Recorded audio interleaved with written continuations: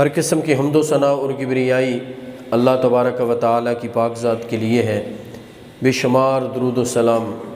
محمد الرسول اللہ صلی اللہ علیہ وسلم پر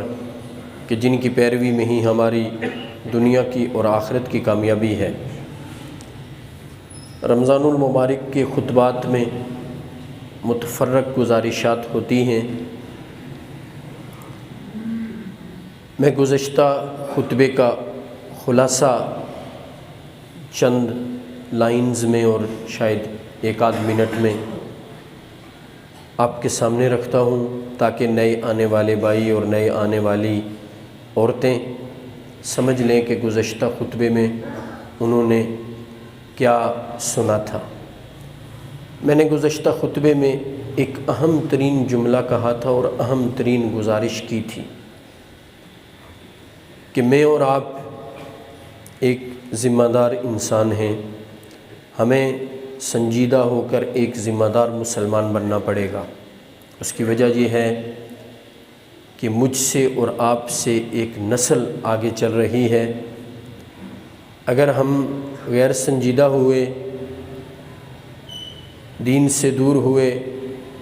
آخرت سے غافل ہوئے، دنیا ہی کی فکر لگی رہی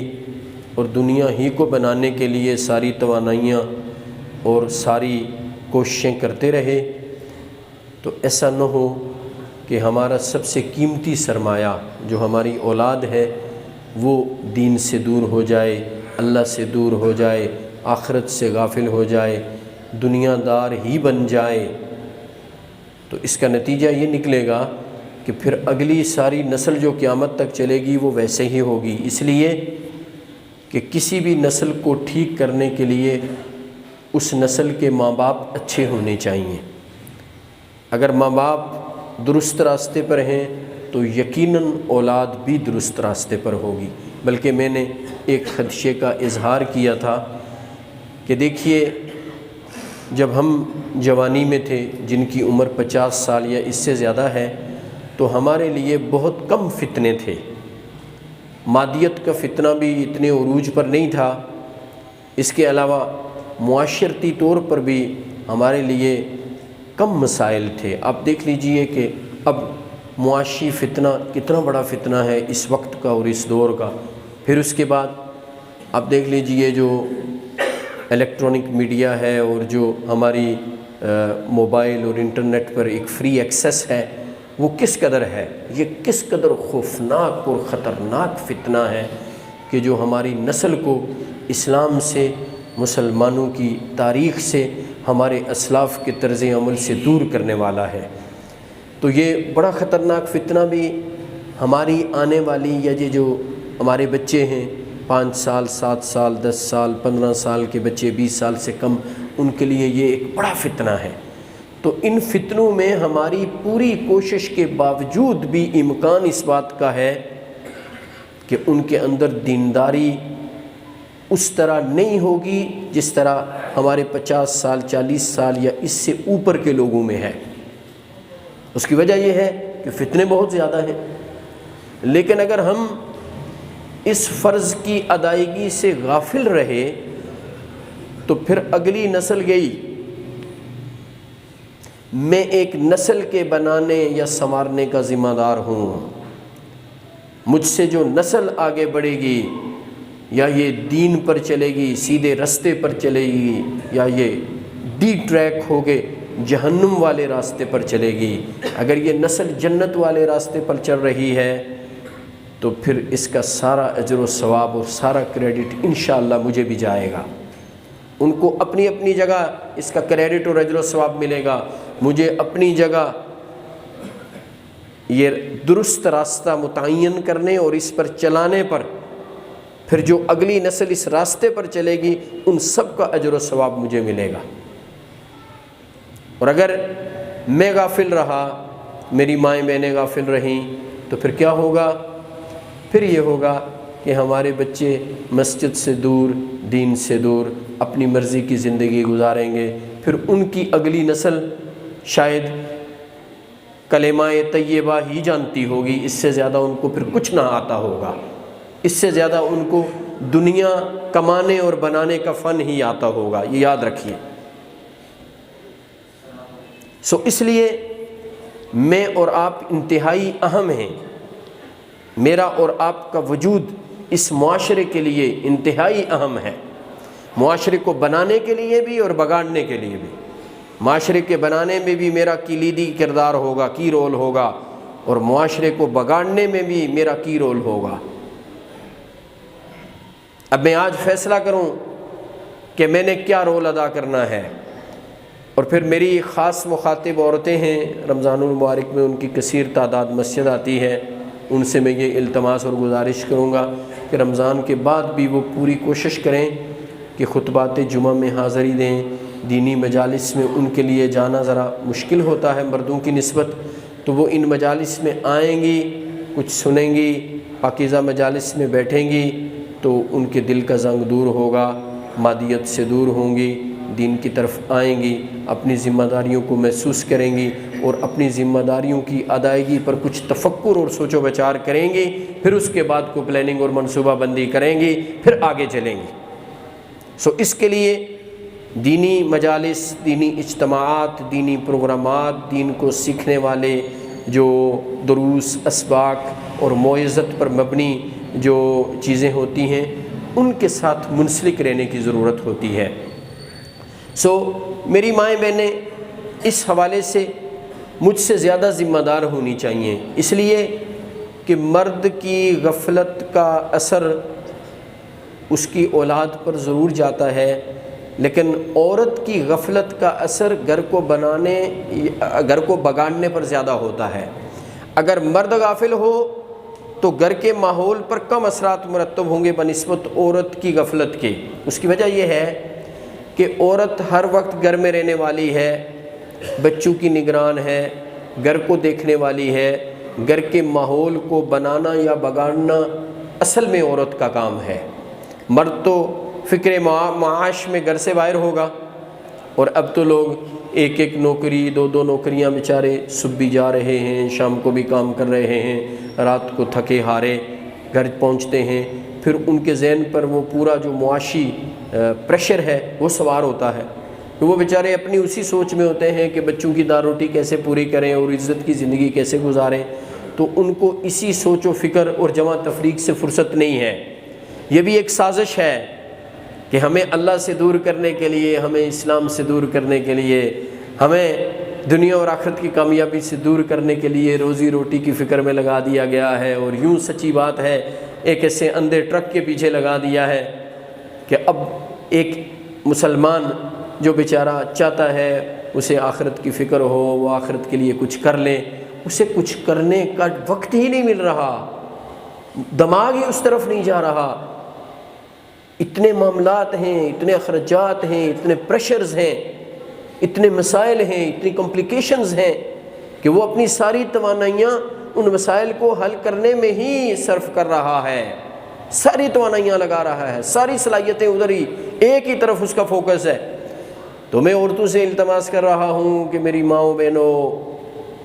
آپ مردوں کی نسبت اس حوالے سے بڑی خوش نصیب ہو کہ آپ پر معاشی ذمہ داری نہیں ہے، آپ پر اس بات کا پریشر نہیں ہے کہ بچوں کی رزق روٹی کے حوالے سے کیا بنے گا۔ اگر آپ کے خامند نے، آپ کے بھائی نے، آپ کے گھر کے مرد نے یہ ذمہ داری لی ہوئی ہے، تو آپ اللہ کے لیے اللہ رب العزت کا شکر ادا کرتے ہوئے اپنے گھر کے ماحول کو بہتر بنانے کے لیے، اپنے آپ کو سنوارنے کے لیے، اپنے بچوں کو درست تعلیم و تربیت دینے کی فکر کیجئے، اور گھر میں ایسا ماحول پیدا کیجئے کہ نظر آئے کہ یہ گھرانہ اللہ رب العزت سے محبت کرنے والا ہے، یہ گھرانہ فکر آخرت رکھنے والا ہے، یہ گھرانہ آخرت کی کامیابی کی اصل سوچ رکھنے والا ہے، اور یہ گھرانہ ایسا پاکیزہ گھرانہ ہے کہ جس پر اللہ کی رحمتیں نازل ہوتی ہیں۔ تو یاد رکھیے، اس حوالے سے عورت مرد سے زیادہ بہتر کردار ادا کر سکتی ہے۔ آج کی عورت کو مرد سے آگے بڑھ کے زیادہ بہتر کردار ادا کرنا چاہیے، اس لیے کہ مرد کے اوپر اور ایک مشکل ذمہ داری ہے جو آج کے دور کا سب سے بڑا فتنہ ہے۔ گھروں کے ماحول کو دیکھیے کیا ہو رہا ہے۔ اب ہمارے گھر کا ماحول کیا ہے؟ ہمارے گھر کا ماحول یہ ہے کہ ٹی وی چل رہا ہے، 24 گھنٹے آن ہے، چاہے اس کا وہ آواز میوٹ ہوئی ہے لیکن پکچر اور اس کے وہ ساری جو کچھ ہم دیکھ رہے ہیں وہ ڈسپلے ہو رہا ہے، ہر وقت چل رہا ہے۔ بچوں کے آپ دیکھ لیجئے، ان کو موبائل دے کے چپ کرانے کی کوشش، اور بچوں کو جو موبائل کے ذریعے دکھایا جاتا ہے وہ کیا ہے کہ ان ساری چیزوں میں میوزک ہوتا ہے۔ یہ ہمارے گھر کا عمومی ماحول، آپ انوائرمنٹ دیکھیے کیسا ہے۔ اب یہ اسلامی ماحول ہے، کیا اس ماحول سے دل پر پردہ نہیں پڑے گا؟ آدمی غفلت کا شکار نہیں ہوگا؟ انسان کا دل زنگ آلود نہیں ہوگا؟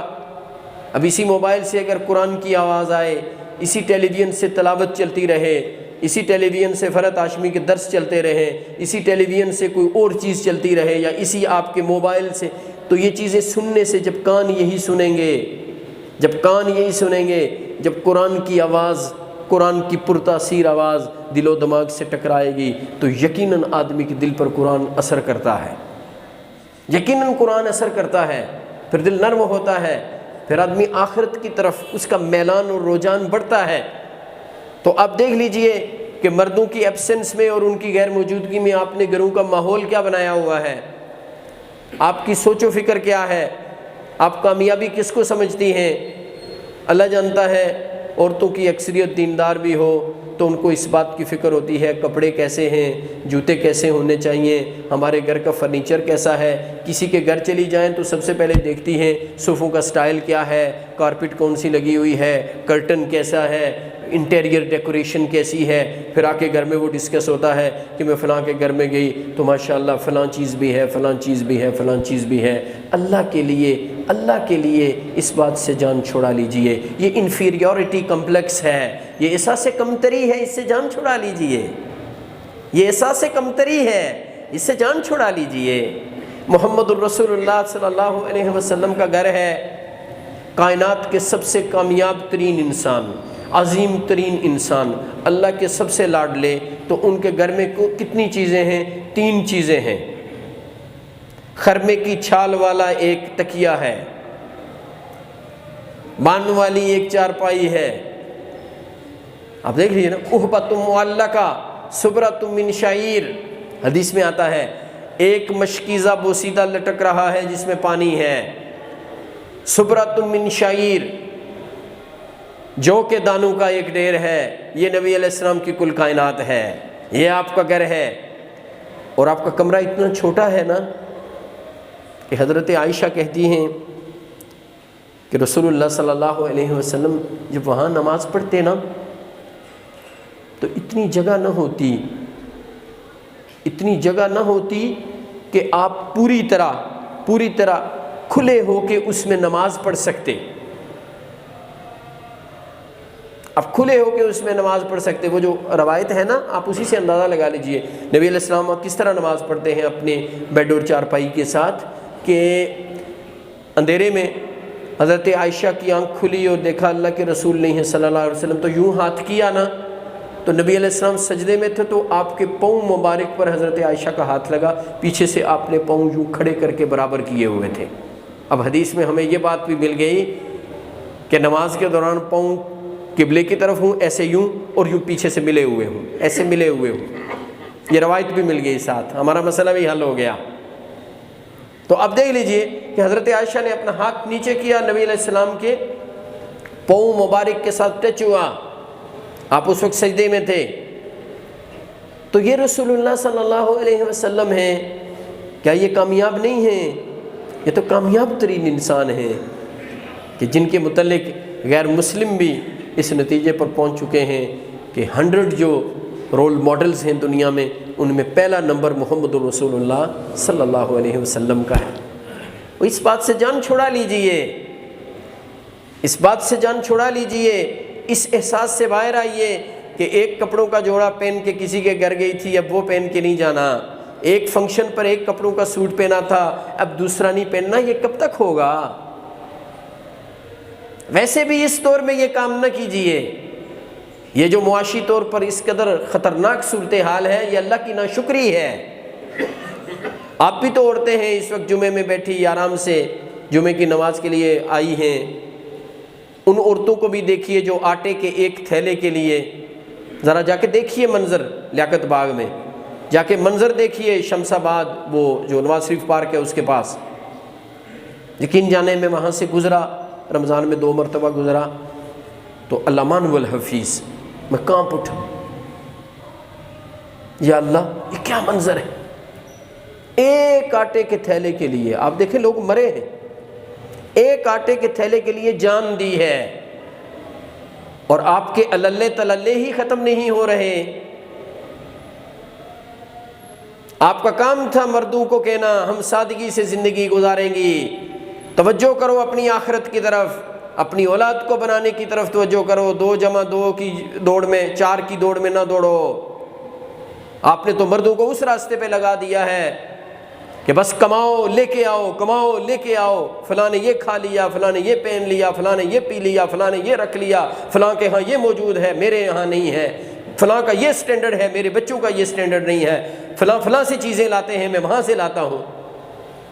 آپ وہاں سے چیزیں لاتے ہیں، فلاں تو اس شاپنگ مال میں جاتے ہیں۔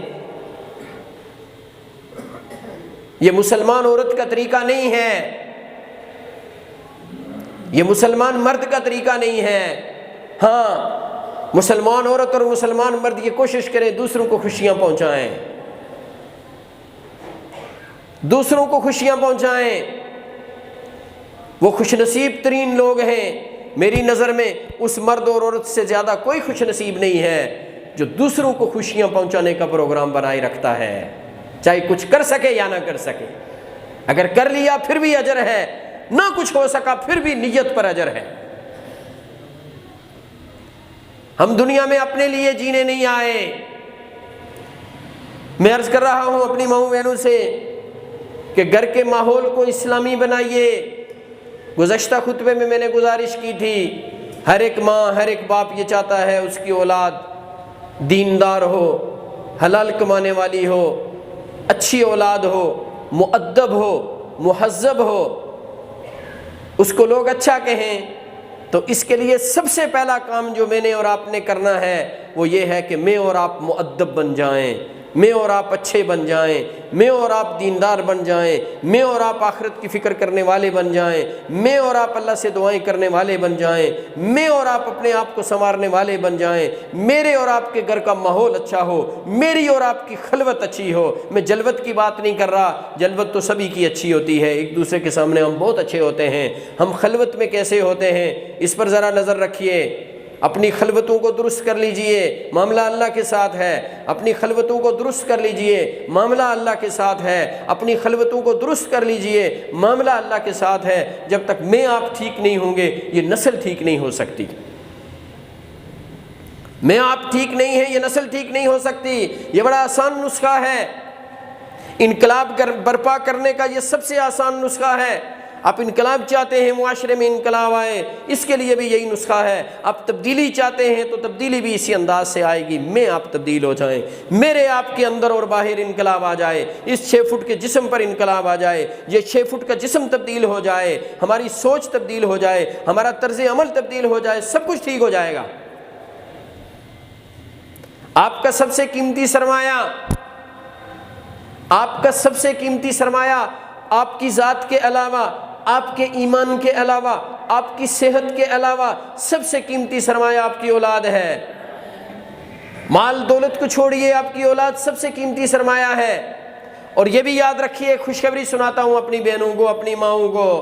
اپنی بچیوں کو، اپنی بیٹیوں کو، اور ساتھ آپ بھی سن لیں، آپ تو مجھ سے سنتے ہی رہتے ہیں۔ یہ خوشخبری سناتا ہوں کہ اگر ماں اللہ سے ڈرنے والی ہے، ماں اللہ پر توکل کرنے والی ہے، ماں اللہ پر نظر رکھنے والی ہے، ماں اللہ سے مانگنے والی ہے، ماں اللہ پر بھروسہ کرنے والی ہے، ماں اللہ کی طرف دیکھنے والی ہے، کائنات کے رب کی قسم اس بات کی ضمانت دیتا ہوں، اس معیشت کے اس صورتحال میں بھی جب معیشت اتنی دگرگوں ہے، جہاں ہر طرف دروازے بند ہیں، بظاہر کوئی دروازہ کھلا نہیں نظر آ رہا کہ یہ ملک کیسے ٹھیک ہوگا، اس کی معیشت کیسے ٹھیک ہوگی، لوگوں کے مسائل کیسے حل ہوں گے، لیکن کائنات کے رب کی قسم میں قسم اٹھا کے ایک ضمانت دیتا ہوں ایسی ماں کو، ایسے باپ کو۔ میں ماں کو اس لیے مخاطب کر رہا ہوں کہ گھر کے ماحول کو بنانے میں ماں کا کردار زیادہ اہم ہے، اس لیے ماں کو کہہ رہا ہوں، میں اس سے مستثنا نہیں ہوں، میں بھی اس کا ساتھی ہوں۔ میں بھی اپنی گھر والی کا ساتھی ہوں، آپ بھی اپنی گھر والی کے ساتھی ہیں، آپ دو پارٹنر ہیں، آپ ہی نے مل کے ماحول کو بنانا ہے، آپ ہی نے مل کے اولاد کو سنوارنا ہے، آپ ہی نے مل کے گھر کو درست کرنا ہے، آپ ہی نے مل کے سب کو رب کے ساتھ جوڑنا ہے، آپ ہی نے مل کے سب کے اندر فکر آخرت پیدا کرنی ہے، آپ ہی نے مل کے اپنے گھر والوں کو صحیح مسلمان بنانا ہے۔ لیکن زیادہ ذمہ داری عورت کی ہے، عورت غفلت کے پردوں کو چاک چاک کرے، باہر نکلے۔ کہاں باہر نکلے؟ گھر سے باہر نہ نکلے، غفلت کے پردے سے باہر نکلے، غفلت کے پردے سے باہر نکلے، اپنی ذمہ داری محسوس کرے، اس ماحول کو بنانے کے لیے کھڑی ہو جائے، اپنا سب کچھ قربان کر دے، اپنی خواہشات، اپنی مرضی، اپنی تعیشات، ان سب کی قربانی دے کے اپنے گھر کے ماحول کو اچھا بنا دے۔ میں عرض کر رہا تھا، میں ایک ضمانت دیتا ہوں اس خطرناک صورتحال میں بھی، جب انٹرنیشنل اکنامک ریسیشن ہے اور پاکستان میں یہ ریسیشن بدترین ریسیشن ہے، معاشی حالات انتہائی دیگرگو ہیں، میں آپ کو ایک بات کی ضمانت دیتا ہوں کہ اگر آپ اپنے آپ کو درست کر کے، ماں اور باپ، بیوی اور خامند اپنے آپ کو درست کر کے اپنی اولاد کی درست تعلیم و تربیت کے لیے کوشش کریں، اللہ سے مانگیں، اللہ پر توکل کریں، اس بات کی ضمانت دیتا ہوں کائنات کے رب کی قسم، صرف آپ کو ہی نہیں، اللہ آپ کی اولاد کی دنیا اور آخرت دونوں سنوار دے گا۔ اور یہ میں ضمانت اپنی طرف سے نہیں دے رہا، میری کیا مجال، میرے پاس کیا ہے میں آپ کو اپنی طرف سے کوئی حل بتاؤں، میں آپ کو اللہ رب العزت نے جو قرآن مجید میں حل بتلایا ہے وہ بتلا دیتا ہوں۔ اللہ رب العزت نے فرمایا، ان الذین قالوا ربنا اللہ ثم استقاموا تتنزل علیہم الملائکۃ الا تخافوا ولا تحزنوا وابشروا بالجنۃ التي كنتم توعدون نحن اولیاؤکم فی الحیاۃ الدنیا وفی الآخرہ ولکم فیہا ما تشتہی انفسکم ولکم فیہا ما تدعون نزلا من غفور رحیم۔ اللہ فرماتے ہیں بے شک وہ لوگ جنہوں نے کہا اللہ ہی ہمارا رب ہے، اپنے اللہ کو رب مان کر پھر رب کے بندے بن گئے، پھر اس عقیدہ توحید پر استقامت اختیار کرتے ہوئے اللہ والے ہو گئے، اللہ ہی کے ہو گئے، اللہ کے حقیقت میں درست بندے بن گئے، تو پھر کیا ہوگا کہ جب موت کا وقت آئے گا ان پر فرشتے اترتے ہیں، تتنزل علیہم الملائکۃ اللہ تخافوا ولا تحزنوا، وہ فرشتوں کی جماعت آ کے ان کو خوشخبری سناتی ہے۔ میں ہمیشہ کہا کرتا ہوں، موت کے وقت آدمی کے پاس فرشتوں کی دو جماعتیں آتی ہیں، موت کے وقت آدمی کے پاس فرشتوں کی دو جماعتیں آتی ہیں، ایک ملک الموت کی سربراہی میں آتی ہے جو روح قبض کرنے والی ہے، اور ایک جماعت جو اللہ رب العالمین فرشتوں کی بھیجتے ہیں وہ آپ کو خوشخبری سنانے کے لیے آئے گی، آ کے اس عورت اور مرد کو یہ خوشخبری سناتی ہے، اللہ تخافوا ولا تحزنوا، اے جانے والی، اے جانے والے، اس بات کی فکر نہ کرنا، تو جہاں جا رہی ہے، تو جہاں جا رہا ہے تیرے لیے پریشانی ہے نہیں، اللہ رب العالمین نے تیری اگلی زندگی کو تابناک بنا دیا ہے، تیرا مستقبل بڑا تابناک ہے، آنے والی زندگی میں تیرے لیے انعامات کی بارش ہے، اے دنیا سے جانے والی عورت، دنیا سے جانے والے مرد، خوش ہو جا، تیرے لیے آگے کوئی مسئلہ نہیں ہے، اللہ تخافوا ولا تحزنوا، اور اس بات کی بھی تجھے خوشخبری ہے کہ پریشان نہ ہو، تیری اولاد کا کیا بنے گا، تیرے کاروبار کا کیا بنے گا، تیری نیکی کی وجہ سے، تیری دین پر استقامت کی وجہ سے، تیری عقیدہ توحید پر کھڑے ہونے کی وجہ سے، تیرے رب سے دعاؤں کی وجہ سے، تیرے رب سے تعلق کی وجہ سے، تیرے رب کے توکل کی وجہ سے، تیرے رب کی عبادت کی وجہ سے، تیرے گھر کے ماحول کو درست بنانے کی کوشش کی وجہ سے اللہ رب العالمین نے تجھ پر مہربانی کر کے یہ پیغام دیا ہے تیرے لیے، اور یہ نوید سنائی ہے، اللہ تیری اولاد کے معاملات کو بھی درست کر دیں گے، اللہ ان کے مسئلوں کو بھی حل کر دیں گے۔ میں آپ کون ہوتے ہیں اپنی اولاد کے لیے کچھ چھوڑ کے جانے والے، کچھ درست کر کے جانے والے؟ ہم سب کچھ درست کر کے چلے جائیں، ایسا نہ ہو سب کچھ بگڑ جائے، اور ایسے بھی ہو سکتا ہے کہ ہم کچھ نہ چھوڑ کے جائیں اور میرا اللہ ان کو سب کچھ عطا کر دے۔ ایسی مثالیں موجود ہیں، ایسی مثالیں موجود ہیں، میں نے اپنی زندگی میں اس کا تجربہ کیا ہے، میرے سامنے ایسی مثالیں موجود ہیں کہ دنیا سے گئے، اپنی اولاد کے لیے کچھ نہیں چھوڑ کے گئے، لیکن ان کو دین پہ چھوڑ کے گئے، اللہ نے ان کی اولاد کو عزت بھی دے دی، مال بھی دے دیا، اللہ نے ان کے سارے کام بنا دیے۔ میں یہ نہیں کہہ رہا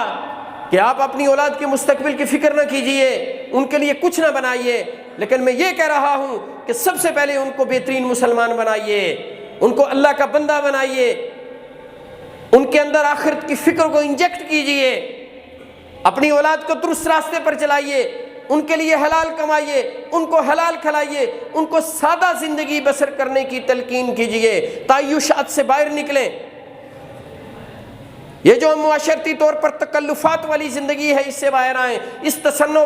بناوٹ اور جو آرٹیفیشیلٹی ہے، ایک جو آرٹیفیشیلٹی اور سوفسٹیکیشن ہے، اس سے باہر آئیے، سادہ خوبصورت اور بہترین زندگی خود گزاریے، یہی اولاد کو تعلیم دیجیے۔ یقینی بات ہے یہ کہ کامیابی کے لیے یہ بات تکثیر کا کام کرے گی۔ آپ کی اولاد بھی کامیاب، پھر آپ ان کے لیے کچھ بنا کے بھی جائیے، کوئی پرواہ نہیں ہے انشاءاللہ۔ حلال سے آپ ان کے لیے کچھ چھوڑ کے جائیے، اچھی بات، کچھ کما کے جائیے، اچھی بات، کچھ ان کی سیٹنگ کر کے جائیے، اچھی بات،